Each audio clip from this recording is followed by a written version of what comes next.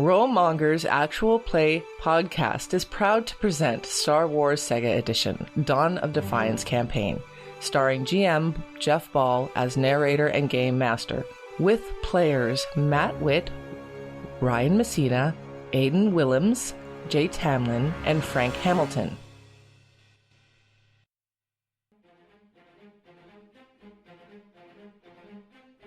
Hello everyone, and welcome to episode 1 of Rollmonger's Star Wars RPG podcast. After watching Rogue One, the movie, we were reminded of how a bunch of us gathered in our basements just a few years back, where we are traveling the space lanes of Saga Edition Star Wars. That's right, Saga Edition, 15 books, dead, done, everyone's moved on to the Fantasy Flight game FFG system with pooled dice, but why haven't we? Because we never got a chance to play through the Dawn of Defiance campaign, where the players literally get to birth the rebellion, those few first sparks that happened just 3 months after Order 66. Way years before Leia and Luke hit the scene in episode 4. Before the Rebels cartoon storyline occurs, even before Rogue One, the movie itself. Where Bail Organa is not above hiring ne'er-do-wells, heroes, mercenaries to do some of his dirty work against the Empire. But before we get to that, welcome to Rollmonger's Actual Play podcasts, where we proudly present Star Wars Saga Edition Dawn of Defiance campaign. The Traitor's Gambit, Episode 1.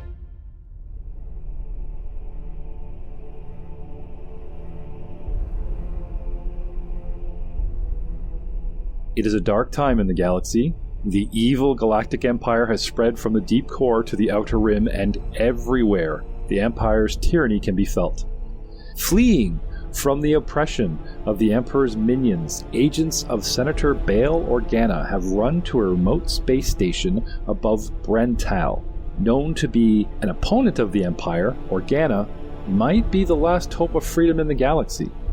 In the hopes of stopping these dissidents before they can reach the Senator, the Empire has alerted its forces on Zelzon Station, where the struggles for liberty rages on, and the first sparks of rebellion have begun to burn. Just so we're clear, these agents of Organa are not you. They are NPCs that pop up in the story. We don't know these people. We don't work for anybody yet. And then we have our heroes.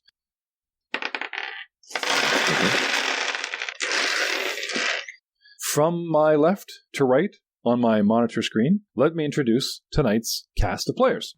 Matt.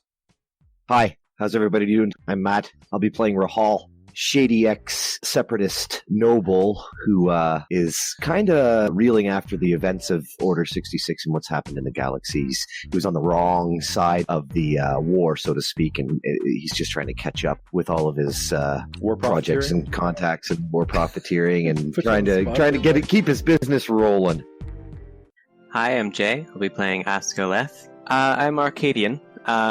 So, yeah, aliens aren't necessarily treated all that well on other planets. He is a scientist/researcher that happened to have the misfortune of setting out on a journey of discovery at the exact same time as the Empire took over. It just is more difficult to obtain the necessary goods for the research. It's making research a bit difficult, putting it mildly. Alright, I'm Aiden. I will be playing Pozer Sham, Sarian Jedi. So Pozer was adopted late into the Jedi Academy. As he just started to get into his Jedi training, Order 66 came out. Luckily, he was able to slip away, although watching his master get slaughtered in front of him kind of left him feeling a little harsh towards the world. Not angry, just kind of cold. And so he turned back to his more kind of noble-ish days where he used to play a lot of music and find solace and comfort with heavy metal. So you're a Padawan whose master suffered Order 66, and you witnessed it. Yes, exactly. Okay. Ryan, please describe your character.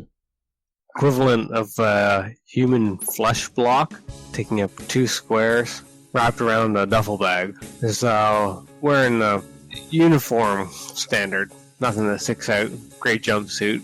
And your large size, are you like a Wookiee where you take up a square but are considered large and can handle large things, or do you actually take up 4 squares? No, like a Wookiee. Take up more space, and it's more an ego than anything else. Oh, okay. But not tactically on the game grid. You don't actually take up more squares. You just are a large dude. Correct. Okay. When last we left our heroes, all were stranded on the dark, red, dusty planet of Brental that sports 2 overabundant large ice caps top and bottom, making the world look like a rather large 1950s lollipop. The belt in the center, overpopulated, whose cities line crevice walls to stay shaded from the harsh sun. Overcrowded, overpopulated, and now under direct control of the Empire. Stormtroopers, Imperial troops, have garrisoned themselves on the planet's surface, much to the chagrin of the noble families who have enjoyed strong commerce in the galaxy.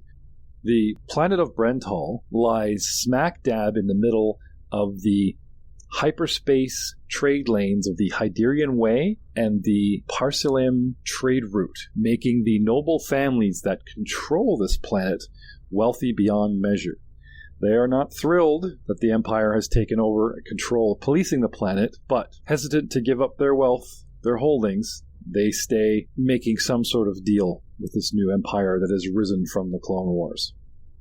And as you can see here, Brental seems to be the center of everything in this sector, bordering on the Bormira sector and the DARPA sector, because 2 major hypergalactic space lanes converge right next to the planet Brental. And that is what's made it commerce palooza, as it were.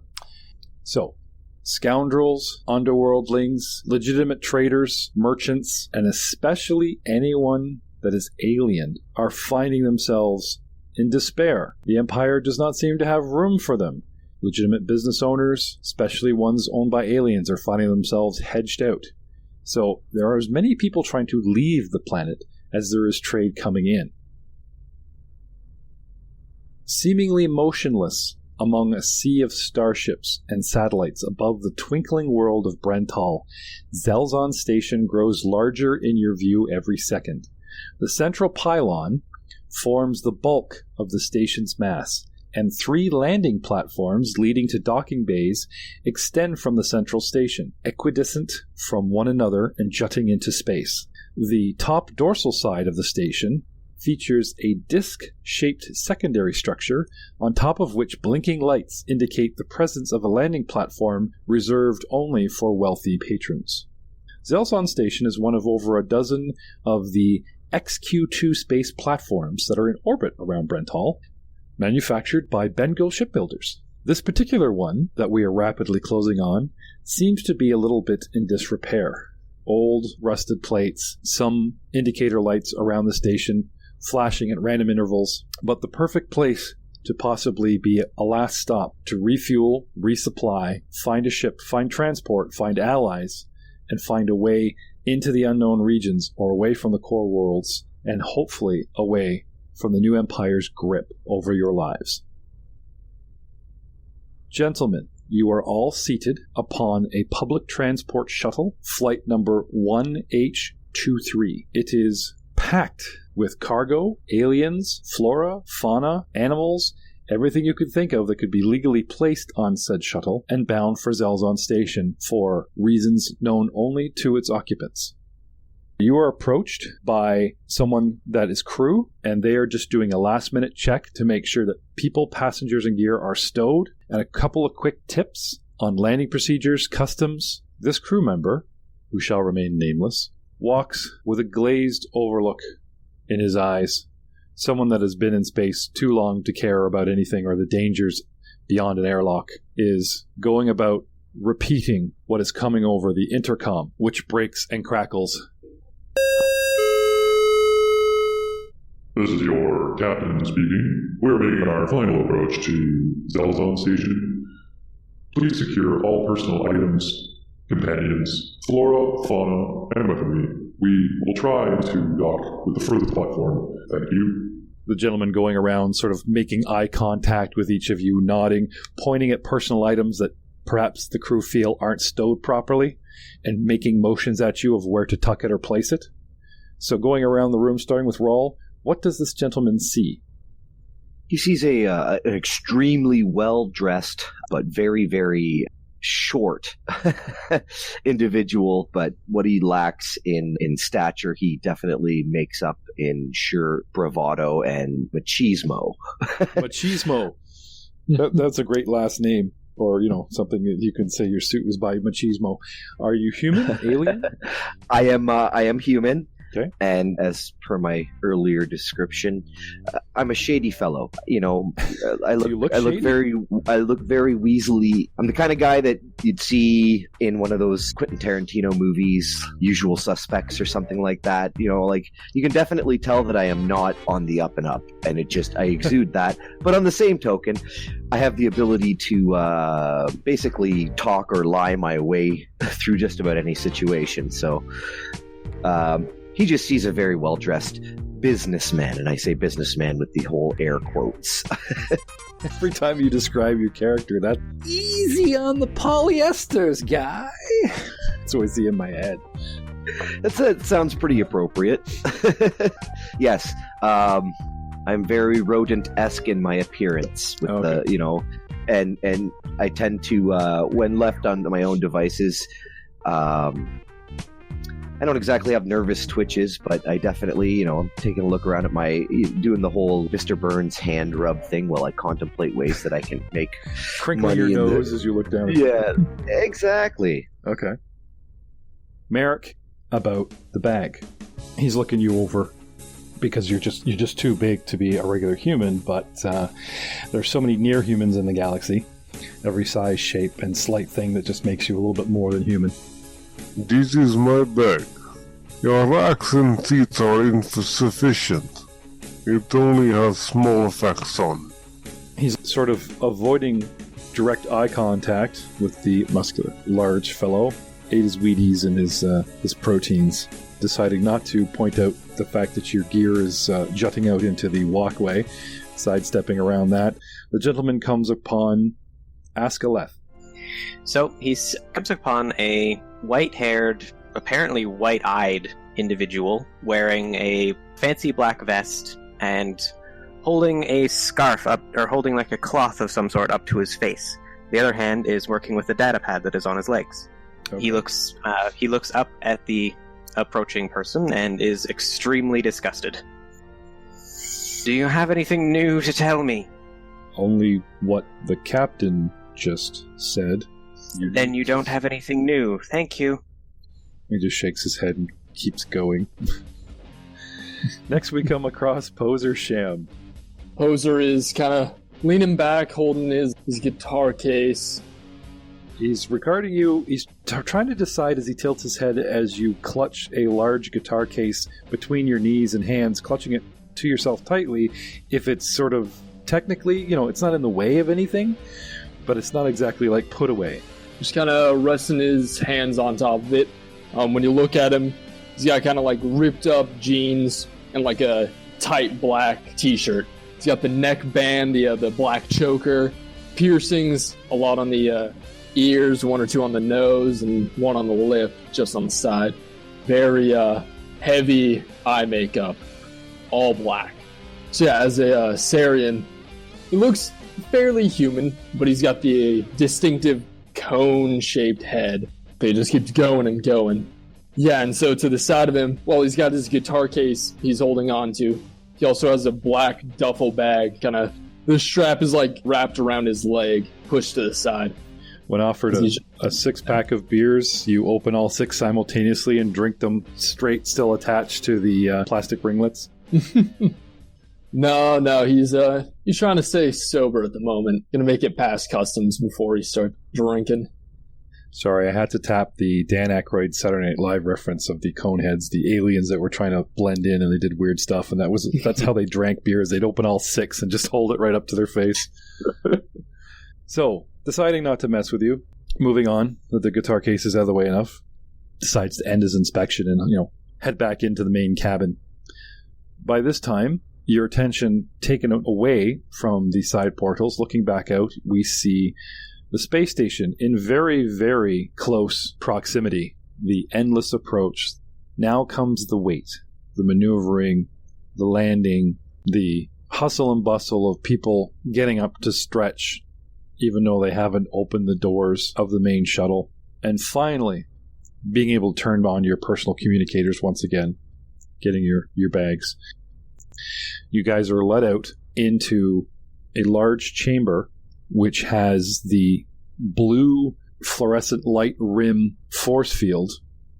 Our little shuttle just inside of that holds back the air pressure within and holds back the vacuum of space, with several other ships of varying sizes, all in a very, very large open rectangular space, and a single average height human custom agent trying to draw himself up as straight and as important as looking possible approaches.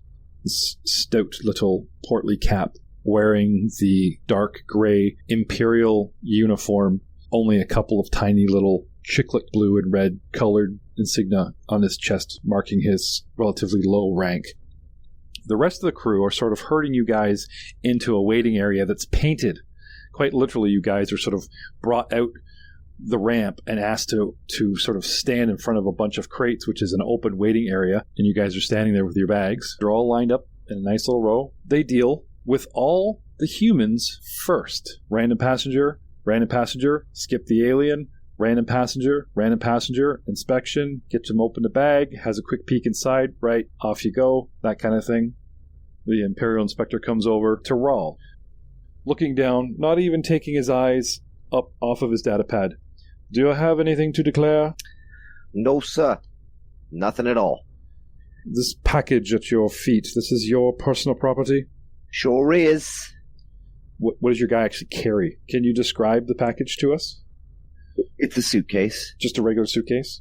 Just, yeah. Okay. He finally looks up at you. Open it. I bend over and I unzip the case, and it just, it shows all he would be able to see without really looking is really nice clothes, silk ties, nice shirts, pinstripe suits. Seeing your fashion sense repeated tenfold and folded in a case does not seem to please him, but he seems to have no interest in exploring the polyesters and just kind of sighs heavily and says, "That's enough." And then I'll reach into my pocket and pull out a cred chit, grab his hand and be like, "And by the way, my name's Rahal. It's a pleasure to meet you." And 100 creds slapped into his hand. And I'll point over to Merrick. "This is my personal bodyguard. If you could please treat him with all due respect, it would be greatly appreciated."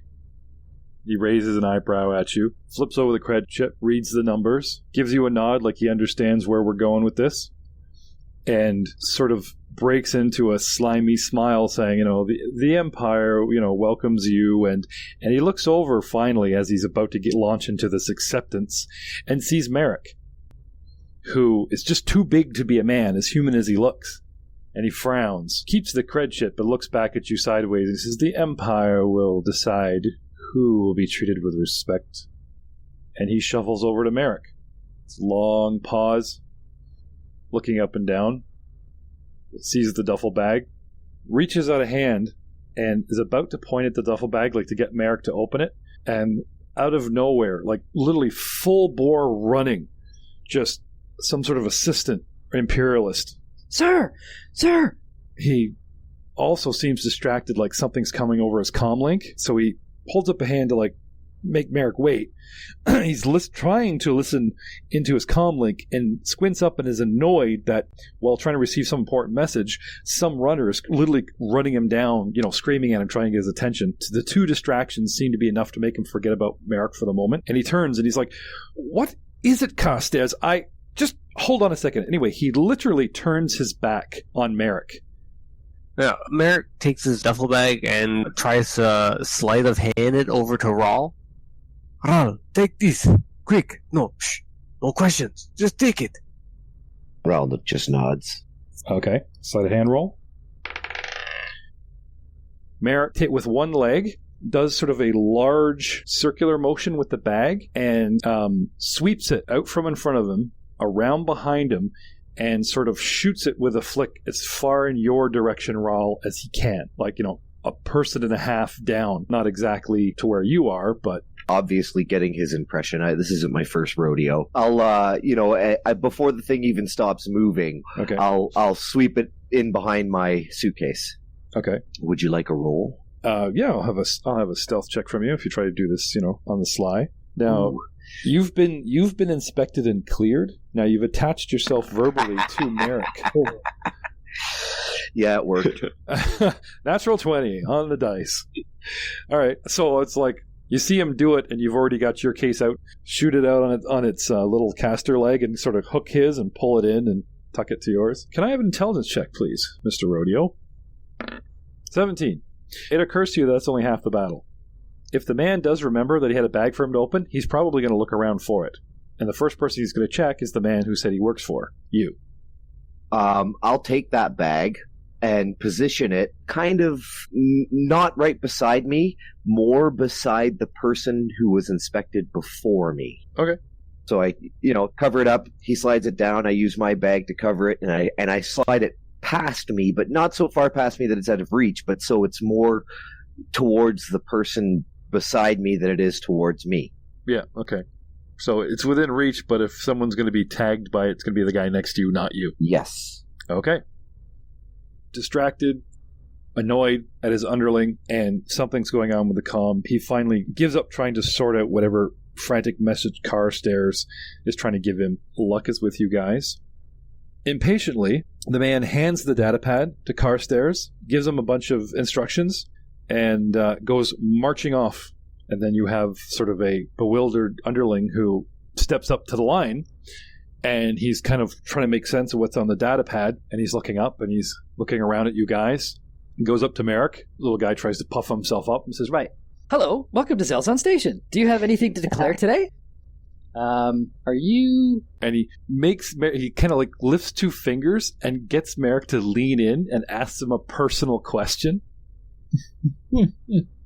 And you guys can literally, it's so obvious what he's asking the guy. He does the stage whisper, and he's like, "Are you human?" Correct. Yes, of course you are. He says, because... And then again with the stage whisper, leaning in and holding up the hand against the side of his cheek flat. Because we have to inspect them all first. So if he's doing you, then were you the last one? Correct. Okay, thank you. Right. So he makes a couple notes or whatever, and sidesteps Merrick and goes to the next human. He looks at the list, and going down the list he's marked off, he scrolls back up and looks at Raul, the big guy, and says, "You as well," waving you off. Well, thank you, sir. Have yourself a lovely day. Okay. And I kind of give Merrick an elbow to the upper thigh, because that's where it sits. Okay. Come on, big fella. We got people to see and places to do. Okay. So random Corellian approaches you, Raul, and gives you the tip of the hat that he saw what you did. Big smile, goes on his way. Just give him a nod. We eventually file his appearance away in my head as a possible ally to take advantage of in the future. Somebody who won't rat you out. He was impressed. Yeah, you gotta find your allies where you can in this day and age. Disposable asset number one. All right, so you guys are slowly making your way up, bringing us back to the aliens. Now, young Carstairs here doesn't really seem to have a vicious bone in his body. The guy's barely 22, blonde hair, under his little cap of gray and everything, big smile, that type of thing, and tries to be polite. But he changes his tone to try to be menacing because the Empire obviously have some anti-alien sentiments, right? But he doesn't pull it off very well. So it's almost cute when he says, "Right then, the rest of you, come together, please, together." And the three of you and two other aliens who have been waiting this entire time, some move up and you guys move left and right, shuffling together in this sort of what looks now like a criminal lineup all together. Two aliens you don't know, And he goes up to the first alien, which is a Rodian, and he says, Right. What do you have to declare? and the Rodian, What? Oh. Right. looks down. Open it up. Anyway, he opens his bag, and anyway, he makes this, like, he takes time. He just makes the Rodian dump everything out, and all this guy really has is paperwork. He's got, like, some kind of attaché case, and Business owner, huh? All right, well, let's see your light. and he double checks everything and just gives this guy a hard time. Everything is to the letter, but he certainly, makes it inconvenient to the extreme for this poor Rodian who is going back over paperwork. He makes a double check. He runs numbers. He actually takes the time to enter the serial numbers slowly for everything about the Rodian in his data pad, then actually does the Wi-Fi and does a background check on the guy, and all, just slowing down this part of the customs to a crawl.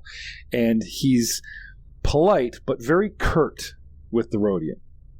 And then finally also starts asking him personal questions. How long do you plan on staying on Zelzon Station? And what is your business here? All this type of thing. Anyway, he finally gives him some sort of permit, and he has the audacity to tell him that There are restricted areas on the station. and, There's a curfew on the promenade. that he's supposed to, adhere to, and all kinds of stuff that's obviously being thrown at him because he's an alien. And then he, like an idiot, explains to him like he's 5. Stay visible. Follow this line. Every time you see a stormtrooper, step out. Make sure they see you. All this type of thing. Our troopers are here for your protection. He says, and all this stuff. And finally lets him go. And he comes along. Next alien line is Askaleth. Hello. What do you have to declare? What is it you wish me to declare? Well, let's start with your name. My name is Askaleth. And what is your business on Zelzon Station? I began my journey on a research tour. I'm working on a paper for a doctorate back home. On your home world. Yes, my home world. Which is? Arcania. Thank you. Right then. He says, pointing at your personal case that's got your computer, data pad, and everything, and your personal belongings. Open it up. Would you like a tour of modern science? Opens it up, and you see lots and lots of research material, very minimalistic clothing. Okay. He looks at you pointedly before he kneels down to rummage. And he leans down and he starts flipping. He starts, pulling stuff out, dropping it on the floor. He's not making a big mess and smashing anything, but he's certainly not trying to be neat and tidy. He takes your clothes out and dumps them and pokes at your vials, your personal stuff, your data pad, flips them over, tries to activate some stuff. Do you carry anything that's interesting, weird, rare, valuable that might catch the Empire's eye, that they might at least ask you about? I do have some weapons. Tools? Okay, what have you got? I have a fire blade, which is actually a very common weapon, but sounds cool. Okay.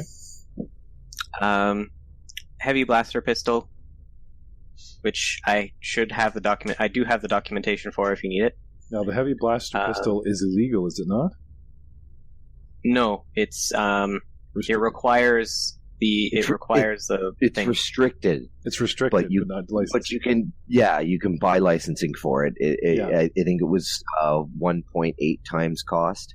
Because you're an alien, and because this is the Empire, right? He sees the heavy blaster pistol and immediately demands full documentation, double checks everything because it's a restricted item, then starts asking you personal questions.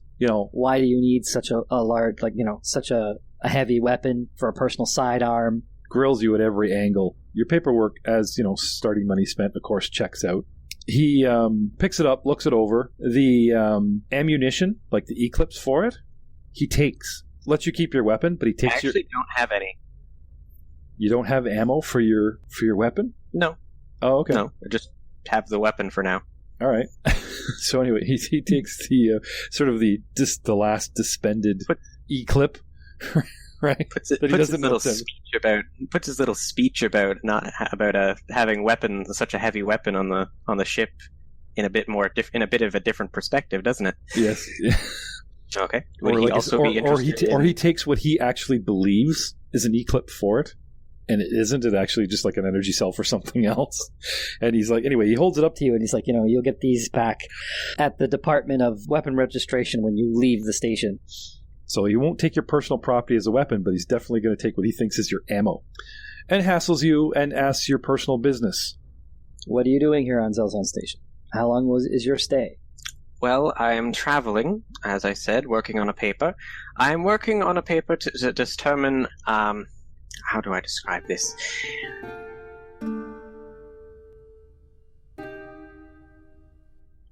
It is difficult to understand many races, how many different types of creatures and aliens form romantic involvement with each other. I've decided to write a paper based on the different forms and see if there's a commonality.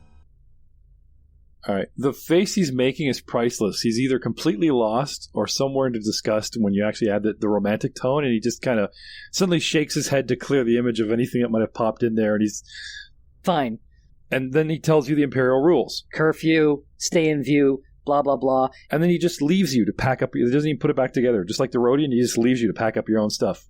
And shuffles left. I say out loud, "Oh, there's my contact lenses." he suddenly stops as he looks down at his boots. And then looks at you and just takes another step and kind of stomps a boot. And what's really annoying is he hasn't told the rest of you guys that you can go. You just went through your stuff and went to the next guy. As if he's going to release you guys at once. So you can all be watched or whatever.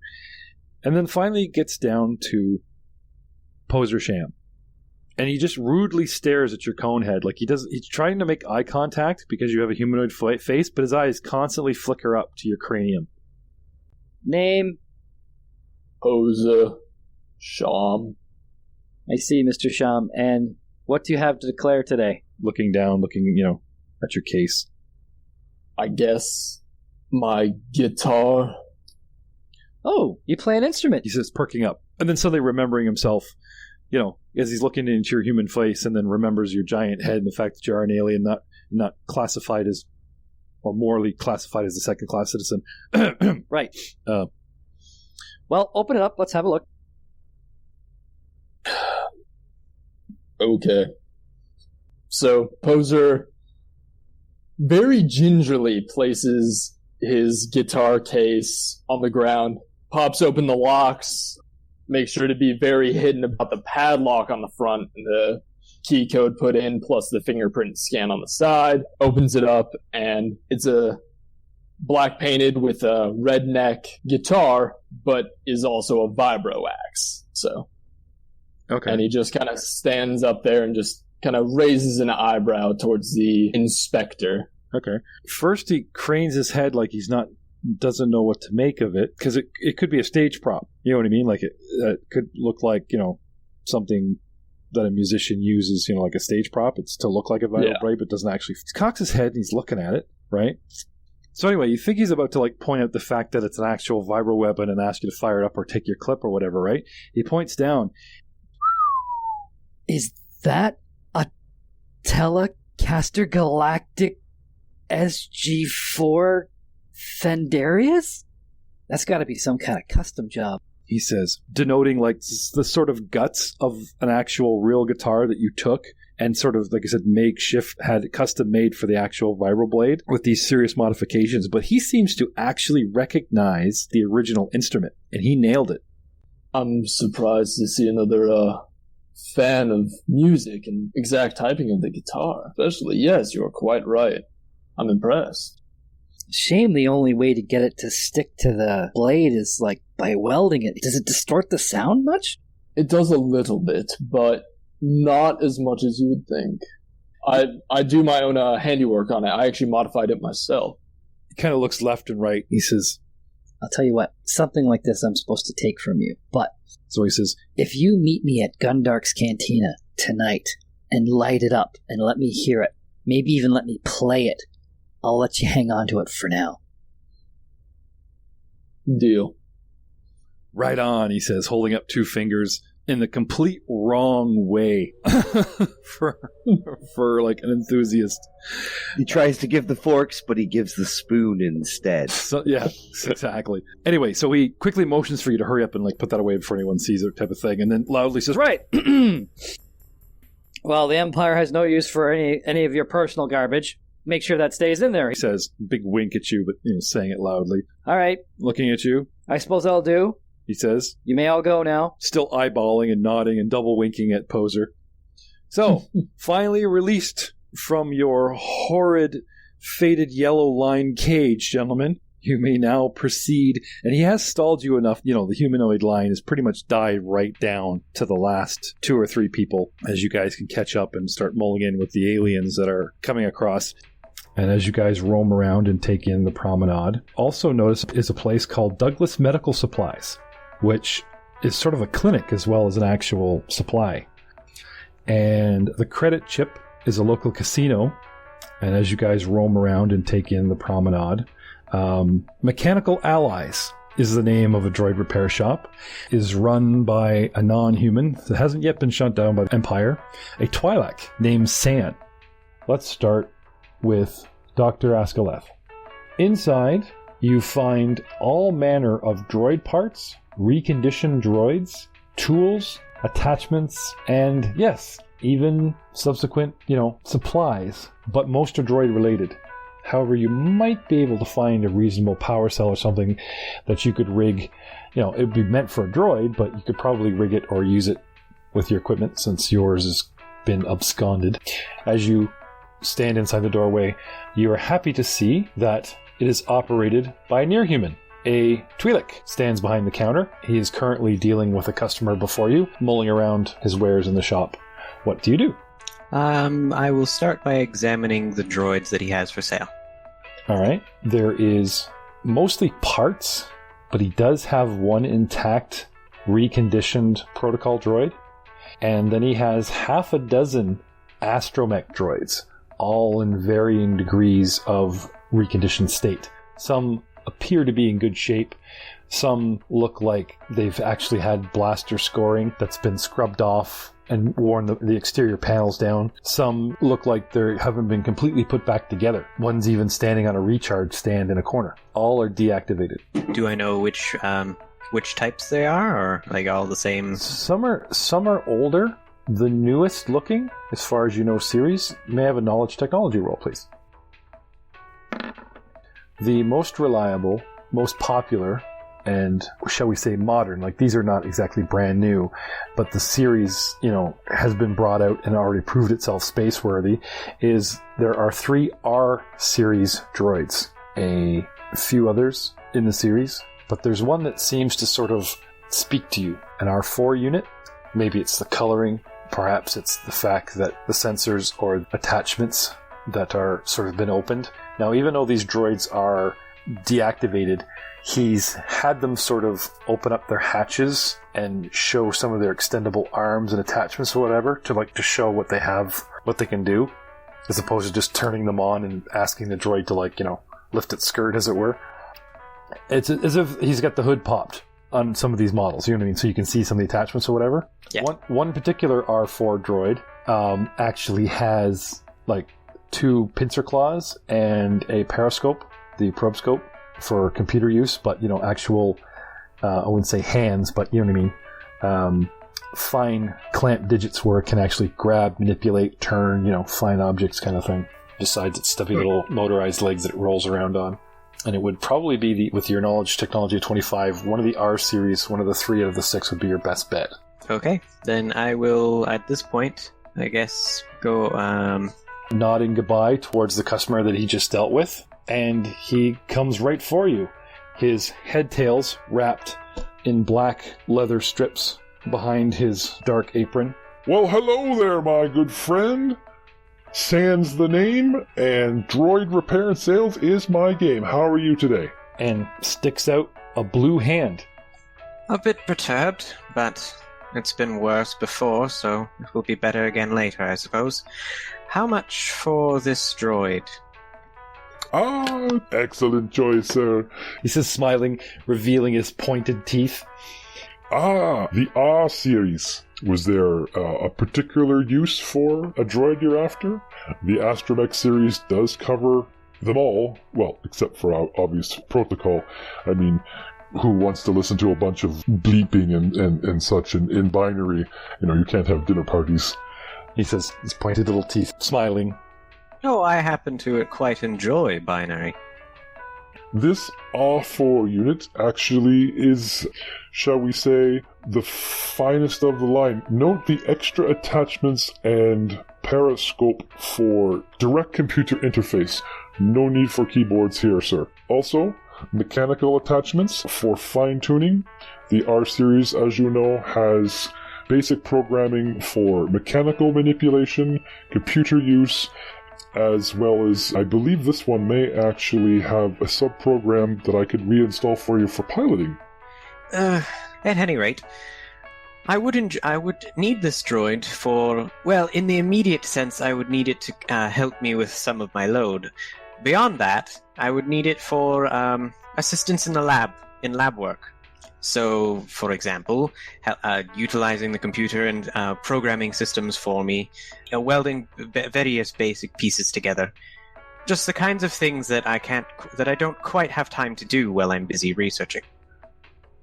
A researcher, of course! Why, I don't see any reason why an astromech would make a fine assistant, huh? He's just slapping you on the back. I'll tell you what. Since this particular R4 has caught your eye, how would you like to meet him, eh? And he reaches in behind and he just gently pushes back, like retracts the armatures and everything, and he says, have you been on the station long? Reaching and unplugging a couple couplings that are behind him, plugged into the wall.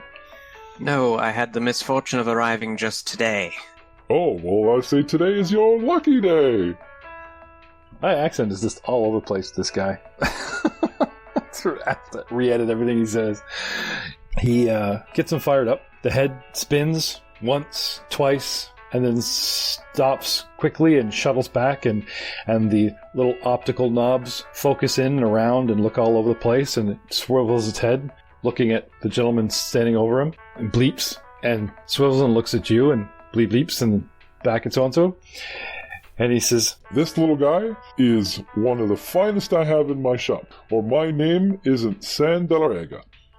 R4, show your new master what you can do. Please, issue him a command. He will hop to it. Please find the hidden file on this datapad. There should be 2. Find at least one of them for me. The R4 unit hesitates and turns and bleeps towards San. Now, you said you actually speak binary? I do. R4 indicates that you're not his master, that San's his master. Yes. No, I know, I'm your master currently. He says, but the gentleman may wishes to purchase you, which would make him your new master. And if you would like to get out of the shop and see the rest of the galaxy, R4, he says, smiling, and he sort of grits his teeth. He says, do what the man says. I certainly appreciate his literal interpretation of the rules. So R4 hops to, with a little buzz and a whistle, and pops open his little auxiliary hatches, and little pincer hands come out, clasping eagerly. I hand it to it. Okay. He takes it. Out comes another attachment. This one looks like a flat claw with a needle in the center, and there's like a little electrical spark in between, and he makes the claw very flat, and he gently sort of sticks it in the side USB port of your datapad, and then the head spins around twice 360 in one direction, and then one back in the other, and he starts beeping and whirling excitedly. He proclaims in binary, wow, you've got a lot of stuff on here. This is going to take me a minute. Well, do your best. What is this, Arcadian University Females Go Wild? Strange title.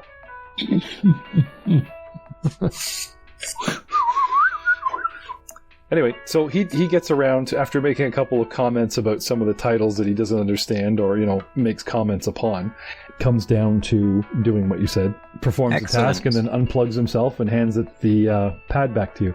Excellent, thank you. Now, before we discuss pricing, there is one more thing I would be interested in. I've noticed that the R4 units do not tend to have much in the way of recording.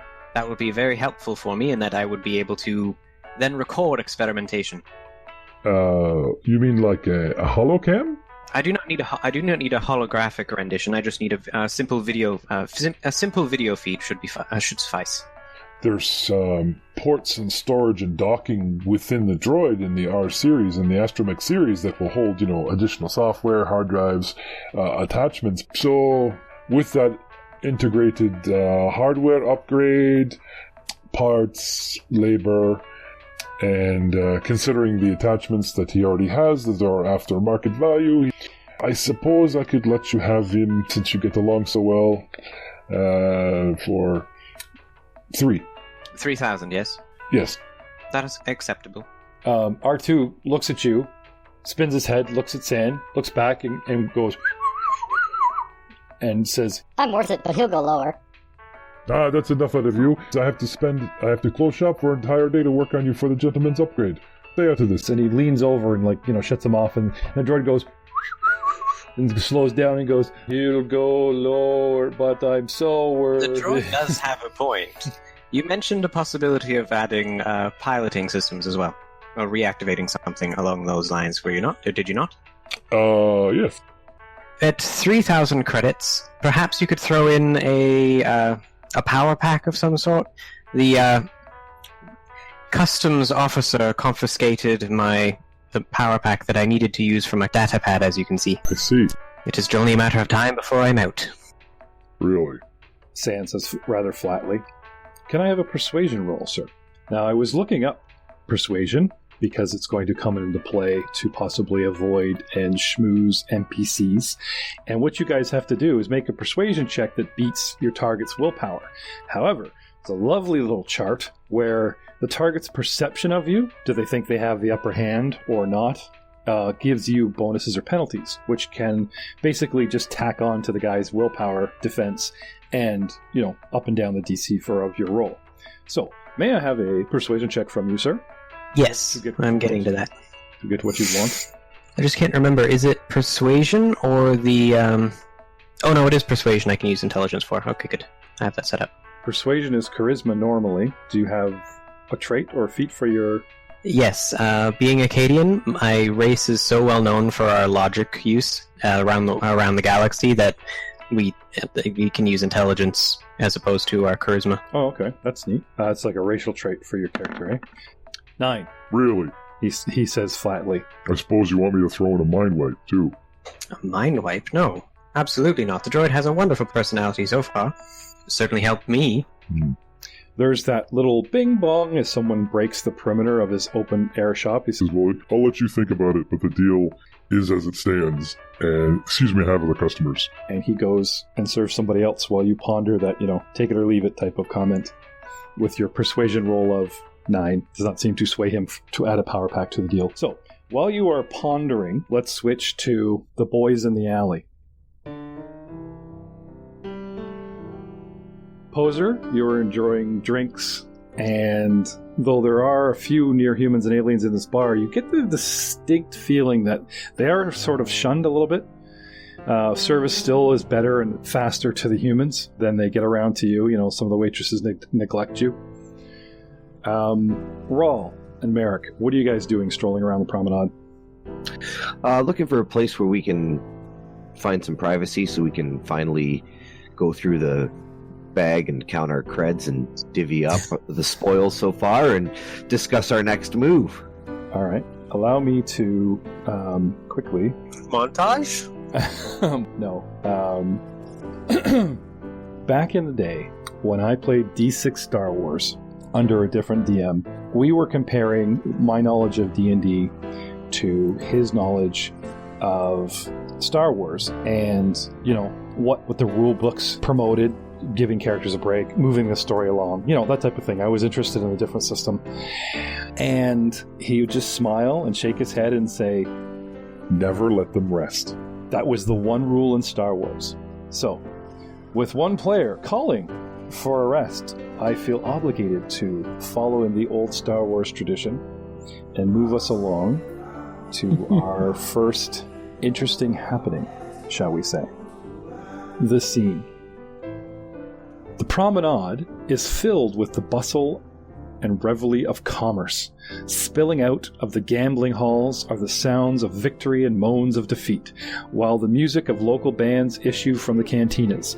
Only a handful of citizens mill about in the main areas of the promenade, a few gazing out the massive windows at the planet Brental hovering below. Business people hawk their wares to the passerby, and a few Imperial stormtroopers make their way down the main avenue of the promenade on their usual patrol at a leisurely pace. What the players are looking at is a representation of the promenade. In the actual module, the promenade, or the battle map, is actually quite small. And what I've done is I've cloned it and lengthened it to represent Sandpox's version of the entire promenade, so the players don't feel that, you know, they're getting stoned into what's about to happen. So what I'm going to do here is I'm just going to place you guys as you were, sitting out in the middle.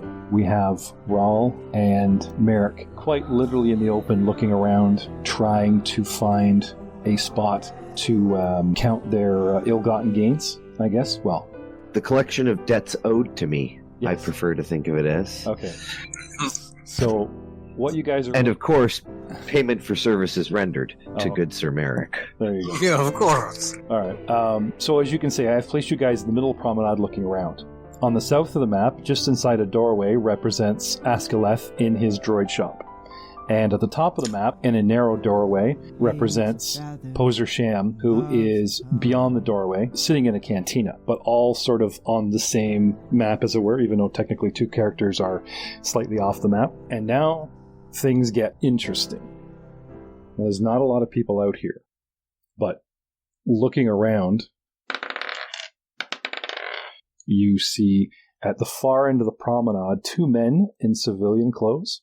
Merrick, you notice that these guys are packing. They're wearing civilian clothes, but they're not doing very well in concealing their holdout blasters.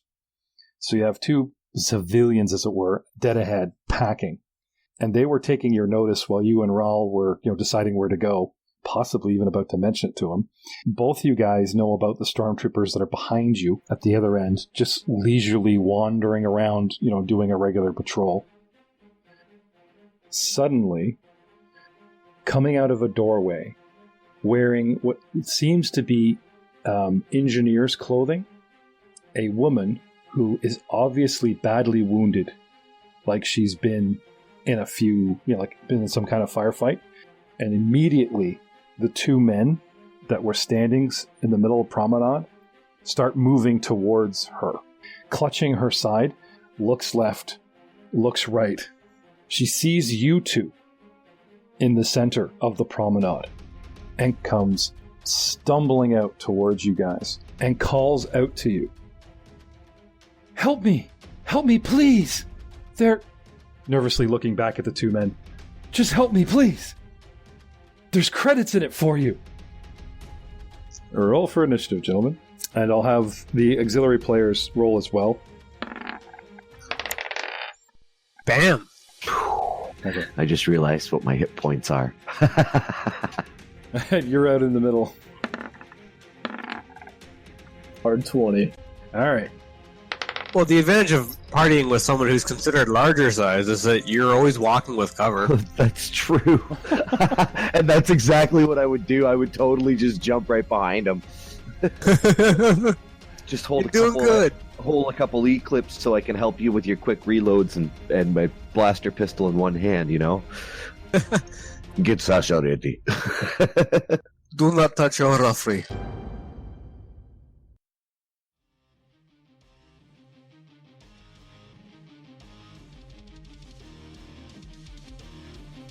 You are listening to Rollmongers, Star Wars Saga, Dawn of Defiance actual play podcast. And they say, "Stop! Move away from that woman! She's wanted by the Empire! She's under arrest by the Empire! I can't find the page with my lines on it, so we're ad-libbing through speed. It's terrible. We're not really actors." Then you don't have anything new. Thank you. Thermonuclear detonation imminent.